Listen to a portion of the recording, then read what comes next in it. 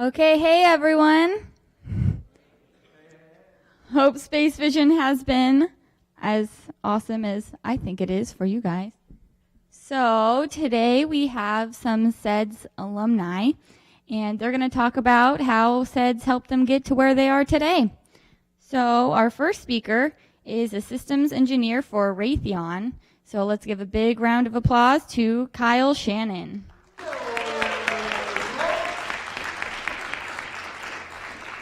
Thank you. I'm here to tell you guys about Laminar turbulent transitions from college into industry. So, a little bit about me. Who's Kyle Shannon? I'm a massive space enthusiast, and I'm a grad of University of Colorado, 2013. Go Buffs! Let me get a go Buffs. And I've traveled to DC a couple times to advocate for NASA funding, and I've been on the zero-G flight with NASA. Big fan of NASA. Right now, I'm a systems engineer for Raytheon. I work at the front end of the business. We look at technologies that are 10, 20 years in the future, and I get to run classical systems engineering analysis on different systems. How does one variable affect another, and how does that affect performance? We use low fidelity tools and just have fast turnaround tasks, and it's really awesome. I enjoy it. Back to this Laminar turbulent transition. I started work right after college. I got my bachelor's degree, and I went into Raytheon 2 months after I graduated. And Laminar turbulent transitions are still a very complicated concept to understand. We don't fully understand them yet. So I'm going to go into depth about laminar turbulent transitions. Laminar conditions, when you move into work, laminar conditions are desired as an engineer, right? It's stuff that we want to look at for looking into lift, traditional things aerodynamicists like, right? So obviously, when you start work, you get money. Money's a great thing, right? Incentive for your work. When you're in college, you just work for a lousy grade, right? I want to pass this class. I want to get this piece of paper with my name and a bachelor's degree. And the best part is 40 hours a week. You don't have to put in more than that. Barely should exceed it. Turbulent conditions. So sometimes you want to lift off into your career with a high angle of attack, so you know where you want to start off really well. And that turns into turbulent transition, and you start to fall rapidly. And it's going to be frustrating sometimes because starting off in Raytheon, for example, it's a big company. You don't know where you fit in the company. You don't know what you're supposed to deliver. And it feels like everyone's laughing at you. You're asking questions. And the thing is, this is a big myth. Ask those questions. It's important to show that you want to understand what's going on. And you're actually a fool if you don't ask questions. And this frustration sometimes leads to hesitation to action. You have tons of questions, you feel like a fool, like you're asking too many questions, you don't want to bother people. And this leads to one of the worst things, you just hesitate to act and to carry out your work. And just ask questions, be personable. And way to prevent turbulent transition, turbulent formation, is to spread a wide net. Meet as many people as you can when you start at work. People that sit right next to you, people that work in your part of the business, in your section, your department, and meet everyone else in between, because the more people you meet, the more you have a greater understanding how things come together within the company, and you understand how to perform your job. You get to understand how other people do their job. And this is one of the most important things, because when you start off, you don't know what you're supposed to do sometimes. And when you see how other people conduct their job, you learn from them. And you get to expand your foundation. You network with a lot of people. And one of the biggest things in the aerospace industry is the pending brain drain that's coming within the next 5 to 10 years. At Raytheon, less than 15% of the people who work there are 33 or younger. So it is very important for you to meet these older engineers and obtain the wisdom and experience they've had over the past half century. It's your job to do that. And opportunities await. You get to see things that you would have never seen before, opportunities that probably you would have never known exist. When I started out, I was just talking to a lot of people, and I found out there was a conference a week into when I started working. And it was an awesome opportunity just to see how the company works. And I went to San Diego from Tucson that first week of work. And there's a lot of other opportunities like that. It's not just conferences or social events, but things that are related to your work. And this is truly profound. When you meet people, you make friends. But in all honesty, when you spread out a wide net, you get to meet a lot of people and you get to throw things up on the wall and you see what sticks, right? And that's like one of the biggest things when you start off in a new place, new company. You want to make friends. You want to figure out what's going on. And my parting advice, be wise how you spend your time. Invest it wisely. You don't have to put in a ridiculous amount of hours to take off your career. I mean, this chart right here was one of the senior engineers I was talking to. He said, you put in a ton of time and your career goes up and you're taking off your career, but at the same time your life expectancy is going down. So make sure you just invest your time wisely. You don't have to put in more than you need to unless you truly love what you're doing. And that's my advice. Thanks.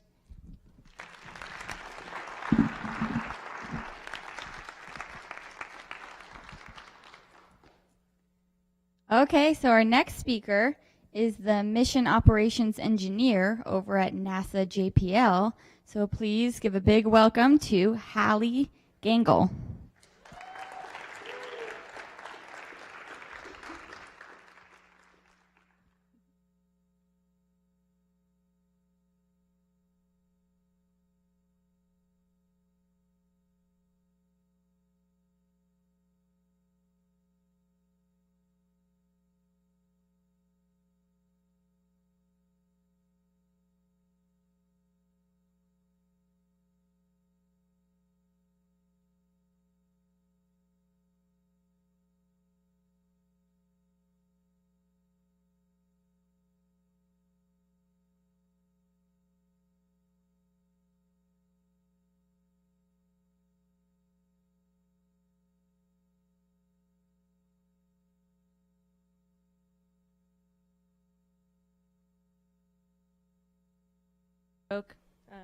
You can put a rover on Mars, but you can't do a fill in the blank.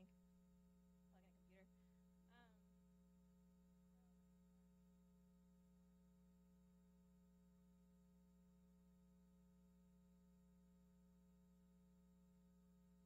computer. Okay. So I should have gotten one of those little head pieces.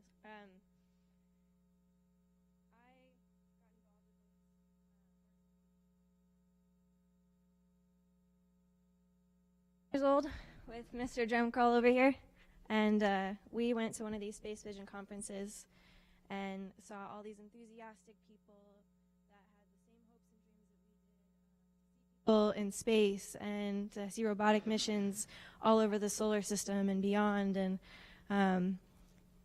that was when we said, this is what we want to do, and we want to bring this to here at ASU. And let's see. Next thing you know, we ended up in the school newspaper. Students started an space organization at ASU, and I'm so happy to see what this has grown into today and that we have a conference here. When I was 17 years old, I was lucky enough to get a job over at L Rock. I don't know if anybody got a tour of it while they were here, working on an active lunar mission. Incredible experience to see all these images that were coming fresh from the surface of the moon, and to go to the launch and be involved in an active project. And the way I got that job was I walked in the door and said, I don't know anything about this, but I think this is super cool. And my boss at the time, he walked me around and said, okay, well, do you know how to computer program? Well, no, I'm a freshman. I don't know any of this stuff yet. Well, do you know how to do this? No. Okay, well, let's walk over here. Maybe you have some experience in this field. 0. And next thing he said, okay, so you can start in a few weeks then? I was totally confused, and I realized the only reason I got that job was because I was super enthusiastic about it. And that has been my biggest advice, is to be enthusiastic and to be involved. And I think the enthusiasm is what really leads. Is it a much better idea for me to do? Okay, is this easier? Great. So the biggest thing is to be enthusiastic really gets you very far, and being involved in an organization like SEDS is where you meet other people that are enthusiastic and you continue to build up that enthusiasm. And from there I was able to, that's what really led to me being this involved. SEDS gave me the opportunity to work on CubeSat projects through here at ASU, and we launched high-altitude balloon projects. And I don't think if I hadn't started this SEDS chapter at ASU, I'd be where I am today, with such an amazing network and everything. One of the biggest problems I've had since I graduated is keeping involved in this network. It is such an amazing group of people, and to make sure anytime you guys graduate, you stay connected to all these people. Let's see. Let me flip through. I'll get back to my point here. So this is my group that I started out with at ASU. These are out of order.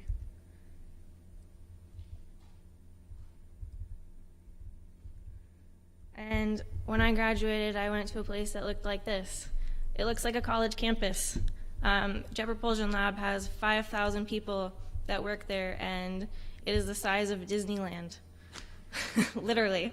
And even though I haven't been able to stay connected within this network, I am surrounded every day by people who are very enthusiastic and have this passion for space still. And it's an amazing opportunity to live like that. And by staying, if you can't end up at a place like JPL where you're surrounded by 5,000 people every day that are excited about space, at least you have this network of people in SEDS that are very enthusiastic and excited, and that will definitely launch your career. And I know there's so many job opportunities that come out of conferences like this. It's definitely an amazing experience. So what I do at JPL now is I work on both Opportunity and Curiosity rovers, and basically I do the image processing for all the imagery. So we make things like this that you guys see for public outreach, as well as work with the rover drivers to plan the drive for that day and create these digital terrain models. So it's mostly computer programming, things like that.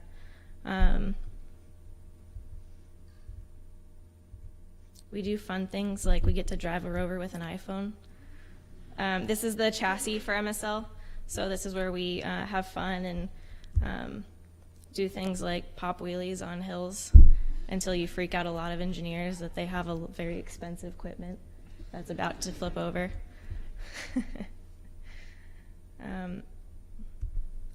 I'm also lucky enough to be surrounded by incredible women. And that's a big thing in this field, is that there aren't enough women, that everyone says. It's definitely gotten a bit bigger. There are a ton of women in this room, and that makes me very excited to see that. JPL, and on Curiosity, it's almost 50-50, the number. This is a very small group of the women, but it's almost 50-50 right now of the women versus men ratio, and that's definitely increased in the past few years. So that is very exciting for us. I totally went off topic here a little bit. When I got my job at JPL, it was the same enthusiasm that got me that job as my original job at LROC when I was 17. Is I walked in and I met some people, and, well, do you know how to do this specific thing? Well, no, I did something kind of like that, but I think that'd be really cool to learn. And I never filled out an application or anything. And they said, nope, I think you're going to be right for this job because you want to be here. I had somebody come in that was interning at JPL asking for a job, and he came in and I said, okay, well, what do you do? I showed him around. We went into the operations area, which I thought was the coolest thing in the world. I was like, nobody could say no to this job. And they said, yeah, I mean, that's kind of cool, but maybe I'll like it. I'll give it a shot. Here's my resume. That doesn't get you a job by saying, this might be something kind of cool. It's purely that emotion and enthusiasm that it doesn't matter what your skill sets are, even if it's something new that you haven't done before. That's what will really launch your careers. And being involved in this, I think, is you guys are all set up and you already have that enthusiasm and you guys are all golden. Just make sure you stay involved. And I think internships are really important, and networking, social media, all those kinds of things in this world are just so great. So I think I'll stop rambling at that point. So, okay. Thank you. That was my 7 minutes.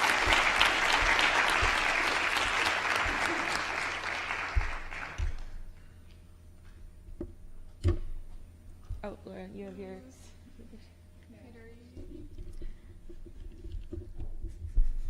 Oh. I was just mirrored.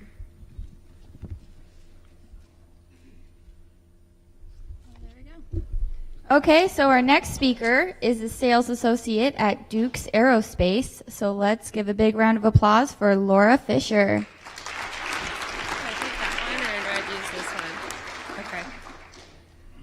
Okay, so Hallie's much shorter than I am, so let's see.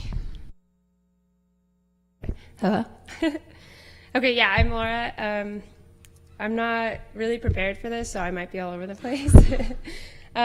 We actually just threw this together 5 minutes ago. Hallie, it's really perfect for me to follow after Hallie because she's completely correct in what she says about you don't have to have the perfect skill set, you just have to be enthusiastic. I'm kind of the oddball, and I always have been, but my major was actually in business communications here at ASU. I have a minor in astrophysics, so that always kind of gets people's attention when you're like, oh yeah, what'd you major in? Oh, business. I minored in astrophysics, and they're kind of like, what? Well, okay, that's not what I was expecting at all. Which I think maybe gets people to look at my resume a little bit more, because they're kind of like, hey, I kind of want to know a little bit more about her. But it worked out because I have a job, so that's good. Anyways, so I got involved with SEDS when I was also 18. Hallie's a year younger or older than me. I got a job at LROC.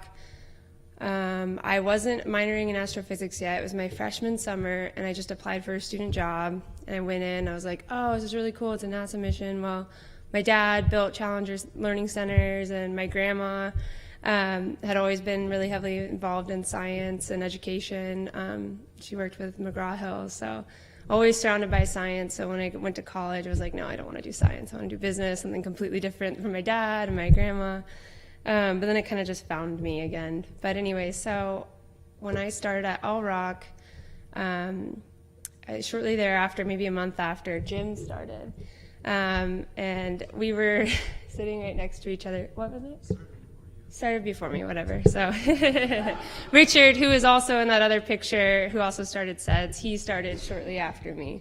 And so anyways, they were always like, Laura, you should come to our club. We don't have a lot of people. You should come. It's like, okay. And so I went, and there really wasn't that many people. It was like Hallie, Richard, Jim, and I. And so anyways, they had a good amount of people. But they're like, well, we need someone like a secretary because their engineers are brilliant, but they can't do like business side yet. So that's kind of where my skill set came in. I was able to help them. They're all very talented. But I was kind of the liaison and trying to translate it to the general public. And that's kind of what I've always done, is understand the really complex things and then be able to do it in layman's terms, because the public just sometimes doesn't understand all of it. Anyways, so I was working with SEDS. We went to Boulder for the SpaceVision there, which was awesome. I got to meet a lot of cool people there. I think one of the really cool people was William Pomerantz, which I guess was here this weekend. He was really great. That SpaceVision got me so many business cards that I even emailed. I went 2 years ago, I guess it was now. And I emailed them right when I graduated this May, and I was like, hey, now I haven't talked to you in 2 years, but I'm graduating. Here's my resume. So stuff like that. You just kind of have to keep it. I believe in networking is a big deal. Last summer, I applied to a ton of places, and I landed an internship at JPL also. That's me and Hallie. I worked as a public outreach intern for the Deep Space Network. So the Deep Space Network was awesome because it's really like the backbone of NASA. That's the only way they communicate with the satellites. So if you can't communicate, you can't do science. So I like to kind of boil it down to just the main nervous system. That's Hallie and I. She was working on the Mars mission last year. She had already started her job, but I was just interning. There in that picture, I don't know, I'm sure you guys have always heard like all the really funky stories about Curiosity, but in this picture, we got to see him doing some tests with it, and the wheels in that image would crack every time it moved.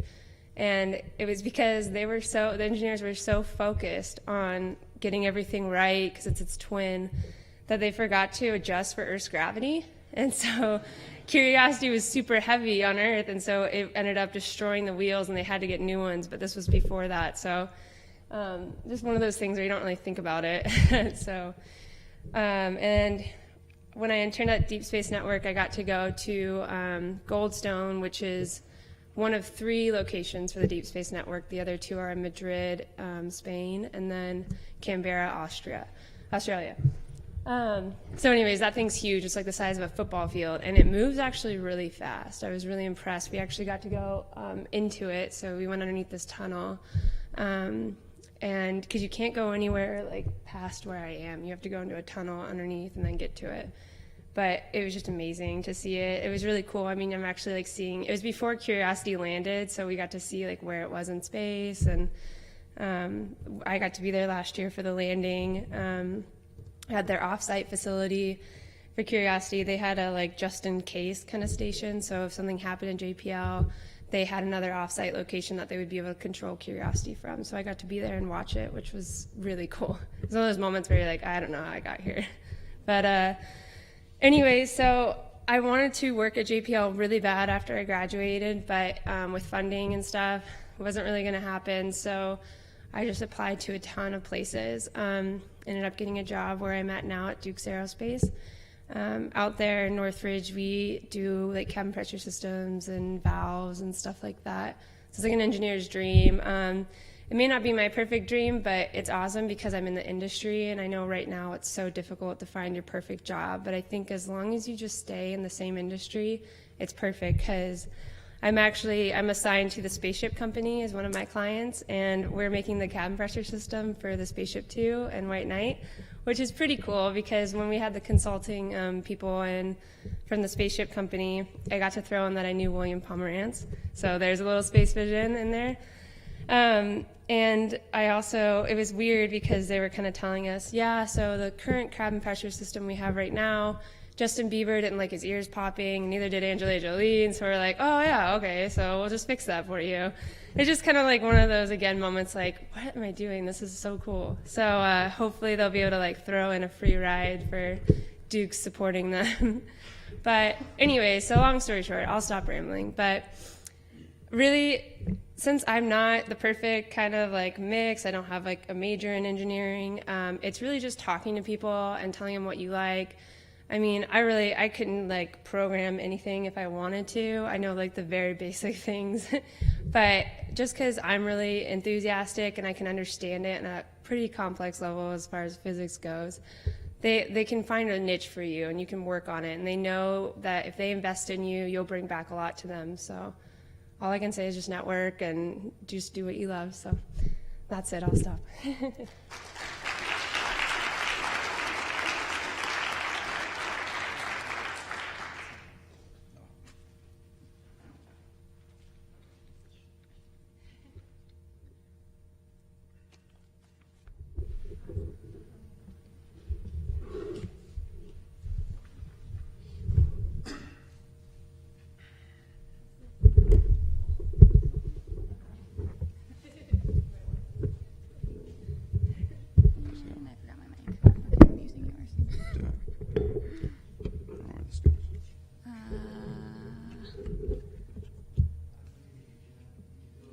Thanks, Frank. One?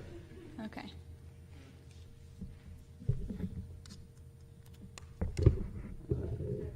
Like a pro.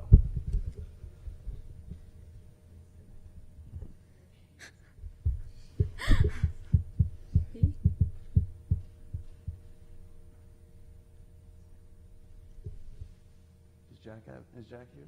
No, man. Jack? Oh, no. All right. Okay, so our next speaker here is the polar engineer at JPL Robotic Vehicles Group.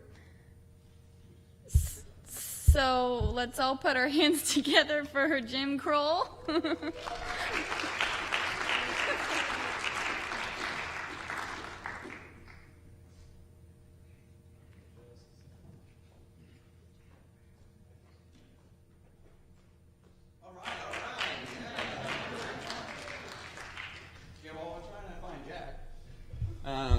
I'm Jim. Nice to see all of you, Space family. I also went to ASU with Laura and Hallie, and as Hallie said, we started the ASU chapter with Richard. And I first heard about SEDS when I was sitting in my room, like going through emails and stuff, and somebody in our department had actually sent out an email announcing the 2009 SpaceVision at U of A. I had never heard of SEDS before, but just reading the description, I went on the website and reading the mission statement on there, it got me really excited because it was basically exactly what my mentality was. It's what I always wanted to do, was go settle the solar system. And so it's like a group of people who get it. Like you hear all weekend, but you guys get it. So we went, and it was absolutely life-changing for me. I absolutely loved it. And when we came back, we decided to start the chapter, and we did pretty well, I think. So welcome to ASU. Happy you're all here. Something that I really love about the space industry is people care about each other. It's really the space family. And that I first saw that when I got my job at LROC, when I was in meetings with our boss, who's the PI of the mission, Mark Robinson. And after every single meeting, he would always ask me, "Are you doing okay? Like, is there anything I can do for you? Like, are you working on projects that you're interested in?" Like, and he would always make sure I was doing all right. And he's like, "I just want to make sure you feel loved." And just like having a boss who genuinely cares about you, wanting you to feel loved and wanting you to be doing what you're passionate about, it was just so cool. And so I absolutely loved him as a boss. He was one of my favorite bosses. And then as I went through my undergrad, I decided to move away from planetary geology, do more engineering stuff. So I started doing a research project with a different professor doing robotics. And he was the same exact way. Always cared about what I wanted to do with a career and everything. And so when I graduated, he just hired me straight out. And it was really awesome because I wasn't even planning on doing this job because it was extreme environments. And while extreme environments are applicable to space, they weren't space. And so I was just like, I don't really want to do that because it's not space, but I'll do it okay. And so just like, because I thought polar stuff was really cool, and so I started going after it. And it was a really amazing experience because I got the experience of going through end to end with all my hardware. I got to design everything, I got to build everything, I got to test everything, and all my stuff has been deployed. And so it's just really cool to be able to deploy all the stuff that I've built and see it out in the field. And I was going to show you some really cool pictures of it out in the field, but Jack's not here, so that's okay. But yeah, so we do some really cool projects. We sent we recently sent some drifters to explore a glacier in Greenland, and he was, the pictures showed you, my boss was taking the hardware that I had built, spent months and months of sweat and tears building, and he was just throwing them out of a helicopter into the ice cold waters of Greenland, and then you could see him like floating around out there and like detecting the depth of the channel, and it was just, and he sent me all these pictures back. It was really cool to see all that stuff out there. And we had a little more high profile project last year, and we sent a robot to Antarctica to explore Subglacial Lake in Antarctica, and it was the first time anyone had ever seen the Subglacial Lake, and the last time those lakes were exposed to the surface was 10,000 years ago. So it was just really cool to, the stuff that I invented took the picture that was like in National Geographic and like Discover magazine and all those things. So it was just really, really cool to be a part of something like that. And so something I really want to stress in when you guys are going out and building your career and looking for things you want to get interested in is just find your passion. Figure out what you're passionate about, because there are so many things in the space industry. The space industry, you'll hear, especially in the new space, is we need everybody. We can't just have the engineers. While we do need engineers, we also need business people, we need artists, we need everybody else. And so find what your passion is and then just go for it. Don't settle for anything else. Like, go for your passion. If it's along the lines of what you're interested in, go for it. If it's not, then look for something else, because a lot of people make the mistake of taking a job at a place where they want to go, and they end up in a monotonous job that they just can't get out of. And so I would say don't settle, follow your passion, and then also focus on inspiring the future generation. Like, every time you get offered to do a speaking engagement, say yes, no matter what it is. Even if you don't know exactly what they want you to talk about, say yes and figure it out, and then go and talk about it. And just a couple months ago, I went and spoke to the entire fifth grade of an elementary school here locally. And I just got an email 2 days ago from the principal saying that the fifth graders are still talking about me and still talking about how much they loved me coming in. They want me to come back and teach a teacher's workshop so the teachers can know how to do that to their students on a regular basis. So you guys can really have a huge impact just by going out and going to schools and talking to people and being excited about what you're doing. And I will warn you, if you go to elementary schools, you have to know a little bit about everything, because kids think space is space. So I was asked to come in and talk about the phases of the moon. I was supposed to teach a little lesson on phases of the moon. And so from previous experience, I knew how elementary schools go. So I prepared like a 5-minute little overview of the phases of the moon and then left like 55 minutes of questions. And so I just went over the moon and stuff, and then I asked them what they wanted, and we went on for another hour of just them asking me all about the space station, astronauts, Mars, Pluto, how far away the next star is, all these things. And just basically anything you can think of in space, kids think about it, and they want to know about it. And so they get really excited when you go in there and you know things. And if you don't know something, say you don't know, and say, I'll figure it out. And I gave them my email address, if you have questions, email me. And so I would email them back, and they were freaking out because, this guy emailed me back. Nobody emails me back. And they're, in 5th grade. And so it's just, kids get really excited about that sort of thing. So go out and be open and, make sure the kids know that you're warm and approachable and that you want to help them succeed in their lives. And also, the next thing I say is network. You go to the conferences, you all are here, so you obviously know the value of doing something, going out and networking. But go to the conferences and talk to people you don't know.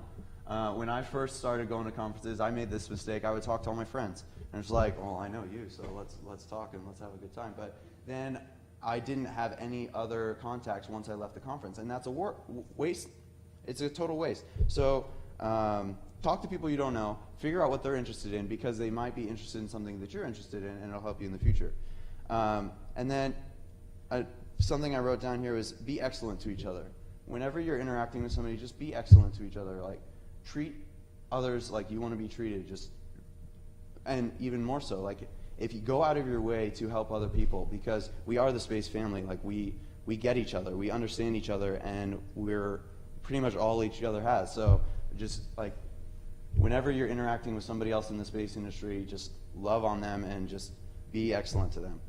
And also focus on yourself too. You can't just go out and try to change the world if you're not focusing on yourself. So focus on becoming the best version of yourself, because there's always going to be somebody out there that's better, somebody who always is going to be doing something better than you're doing. But if you focus on you and you focus on becoming the best version of yourself, then that's going to carry into the rest of the industry. And so read a lot of books, whether they're fiction or nonfiction. Just read a lot of books, and that will help you just learn more things, and you'll be a much better conversationalist. And also work on yourself more than you work on your job. So if you are working on developing yourself and improving yourself more than you're working on your work, then that will carry into your work, and you'll be able to produce more excellent hardware or software or whatever you work on. You'll be doing better just because you're a better person. And get involved in the new space revolution. I absolutely love it. Go into industry and just get out there and do stuff. The title of my slideshow was Go Do. Just like go out and do stuff. Get your hands dirty, and you can have the best grades in the world, but if you have no extracurricular experience, it's worthless. So just go out there, get your hands dirty, and get involved. Thanks, Ed.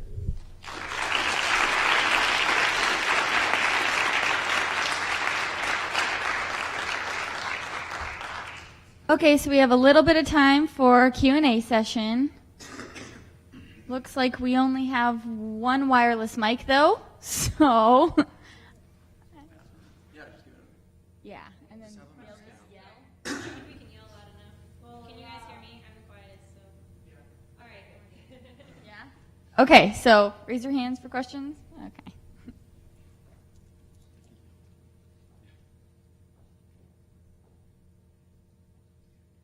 My name's Zach. I'm a freshman in college, and everything that you guys have said is true. I see very little people today, very little young students in high school and middle school do not as much as some other people.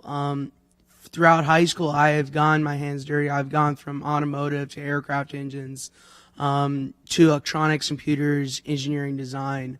I'm a highly technical skilled, and that's something that, we should really teach in high school to whet their interest, be ready for the future when they graduate high school.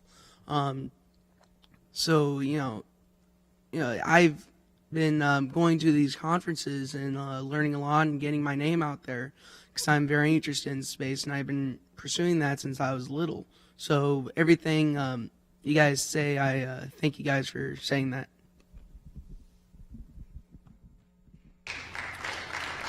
I just want to expand on that. It's very important to be approachable, no matter what level you get to. And this is my kid, and I brought him here for his 18th birthday. And thank you. What happened is in 4th grade, he read an article on Burt Rutan in Spaceship One, White Knight 1. In 2005, he wrote him a letter from Indiana. We went to the EAA Air Venture show in Wisconsin. We saw the Spaceship One, White Knight 1 actually taxi in toward us and park. He met Burt Rutan, who took him under his arms and photographed, signature, was very approachable. Bert's not as approachable now, that's since his heart attack. But he was very approachable, and Dick Rutan's also very approachable. Buzz Aldrin has been very approachable. It's very important, no matter how high you get up in the totem pole, that you always be approachable and respectable, as you said. You respect and the time, and that you reach out for these kids, because it's that photo or that signature or that whatever that inspires kids like this to want to be involved. And he's been in aviation and space. He loves it. And robotics. He's going on 4th year robotics. So, and he just turned 18. And he's a worker. He's working on the Burbank float right now in fabrication. So it's extremely important to remember that. You guys are going to go way up. I can see it, in your future. And it's just very important. And I thank you for saying that, because I've tried to teach him, be sincere, honest, and passionate, because that's the thing that gets you through. So thank you.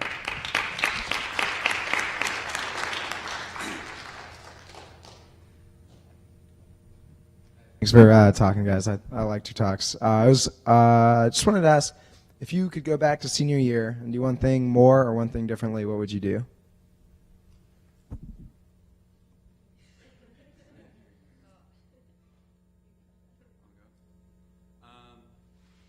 My senior year, I was in the library a lot, studying a lot, and while that was good for my grades, it kind of hurt.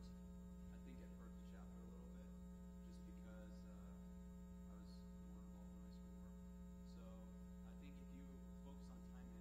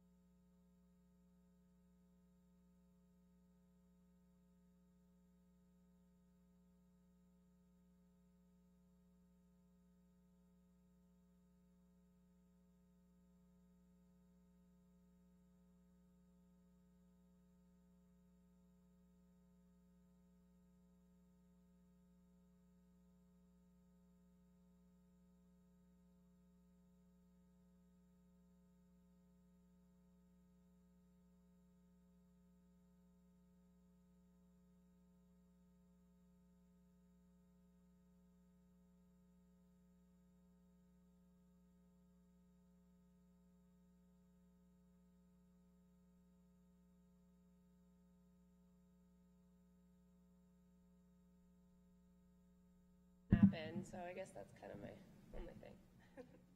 On a side note, my big advice is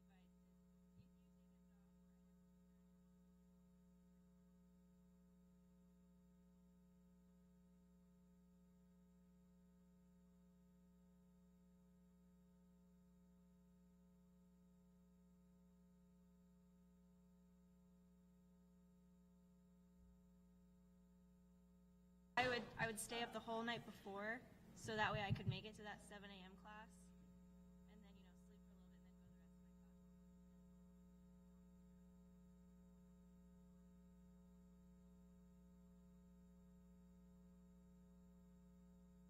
my class. Get a sleep schedule. Explore the world. Take a vacation.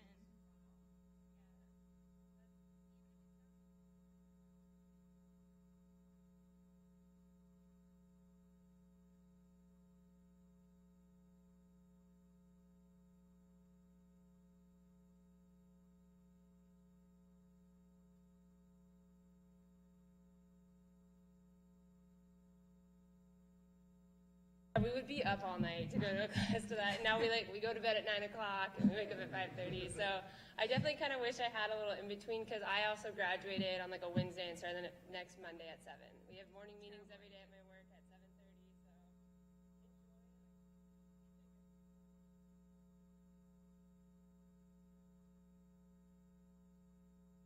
So. Okay, so my name is Raytheon. I used to work with Hallie and Jim, and I know a lot of these people. But I agree with everything you just said, and I just wanted to let all the younger people know that Hallie was a bit modest, and you should know that she was kind of the driving force that hooked SEDS up with the Planetary Society and Bill Nye and Jim Bell and all those people. So awesome job, Hallie.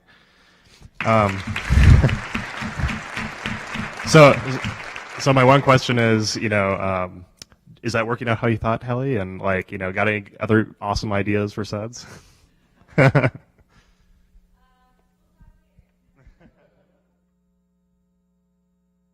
Okay. Yeah. What? Oh, one more question? Okay.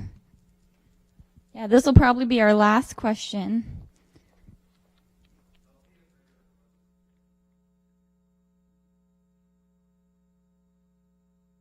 Thank you.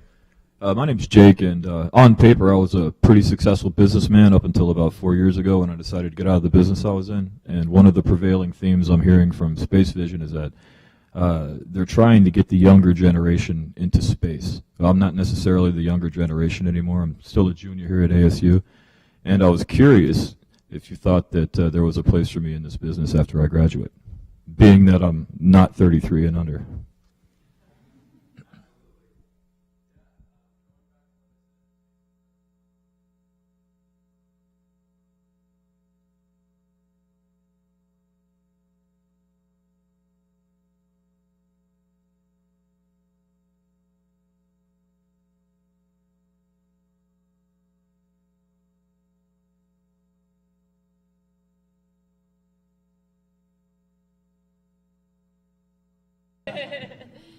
No, I think that there is definitely a lot of, you can always apply something that is completely.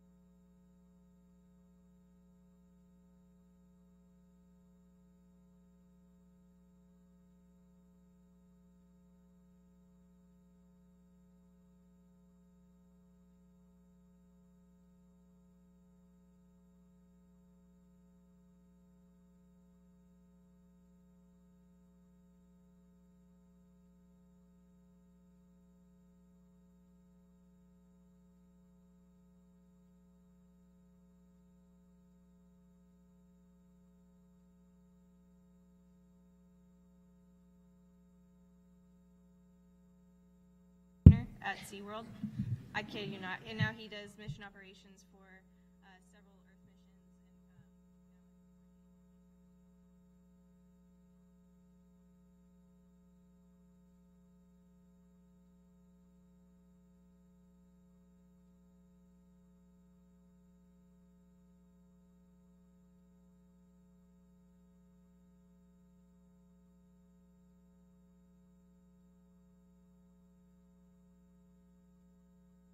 It's asking you to always be approachable. I'd like to ask all of you, you youngins, to me, to not ever dismiss the older people. And the reason I say that is the reason I'm here is not only because of my son, but because I want to fundraise for space and robotics and music. And I've done 15 years of fundraising. I took all my marketing, my management, my customer service, my community relations, tied it together. My husband's job until 4 years ago afforded me the opportunity to stay home and raise a kid and a child and into a young adult. But I took that experience and translated it into fundraising for small groups, and I'm now going to take it to another group. SEDS is now opened my eyes to something new besides robotics, FIRST Robotics, and besides music orchestra groups and everything else. And don't dismiss us oldies. We have wisdom. And it's very important. I know you guys go, oh, I don't want to listen to my parents, or I don't want to listen. No, we all have something to say, and you can learn from us. We're not dumb, and you can learn a lot from us. So please don't dismiss us. And thank you. And you guys said it all. You said you work with younger people, but you also recognize the older people. And it's not too late to do something for this industry. Thank you.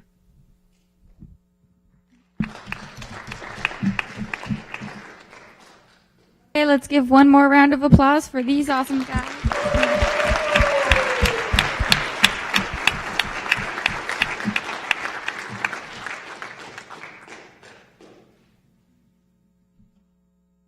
Well, that here we are. Thank you all so much.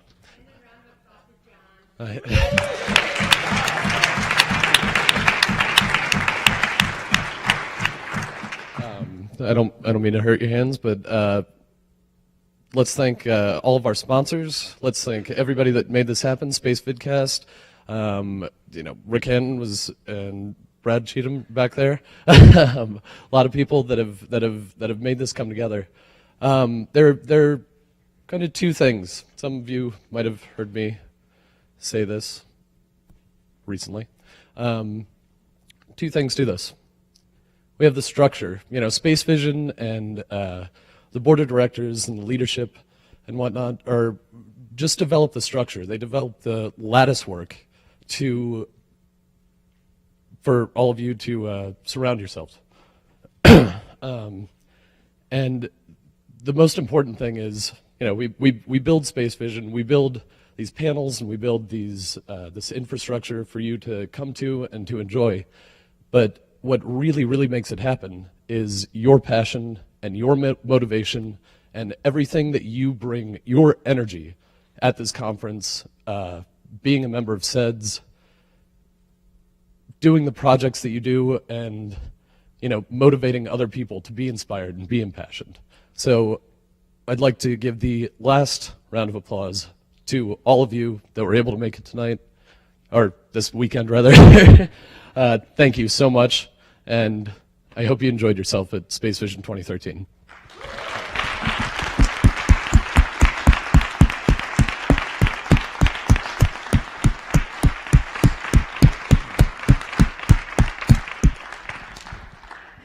Get some sleep.